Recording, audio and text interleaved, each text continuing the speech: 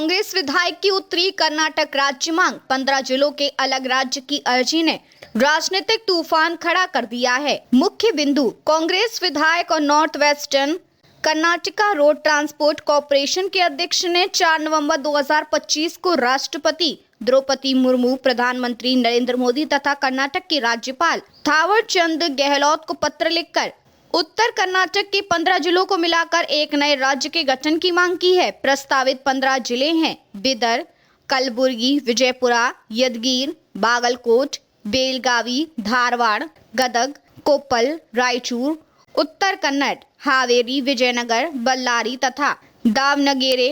उन्होंने इस क्षेत्र में दशकों से हो रही उपेक्षा, विकास विभाजन तथा प्रशासनिक असमर्थता का हवाला दिया है।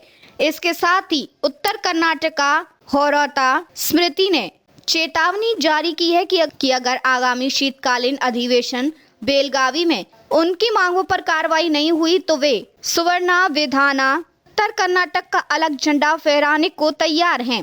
राजनीतिक और सामाजिक पृष्ठभूमि उत्तर कर्नाटक, जिसमें मुख्य रूप से कर्नाटक के उत्तरी एवं उत्तर पश्चिमी हिस्से आते हैं, वर्षा से विकास में पिछड़ा माना जा रहा है। इस इलाके में शिकायतें रही हैं और राज्य सरकार द्वारा आवंटित संसाधन, उद्योग, शिक्षा, स्वास्थ्य सुविधाएं अपेक्षा से कम है और इसे सौतेला व्यवहार कहा गया है। इस मांग का इतिहास नया नहीं है।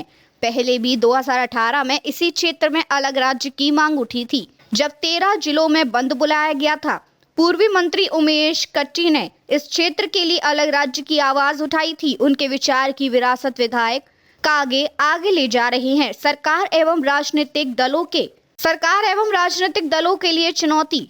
यह मांग उस समय सामने आई है जब सिद्धार्थ मैया नेतृत्व वाली कांग्रेस सरकार सत्ता में है और इसका एक अपने दल के विधायक द्वारा उठना सरकार के लिए सिरदर्द साबित हो सकता है। प्रदेश में यह संकेत देता है कि क्षेत्रीय असंतोष केवल विपक्ष तक सीमित नहीं बल्कि सत्ताधारी दल के भीतर भी व्यापक रूप से मौजूद है।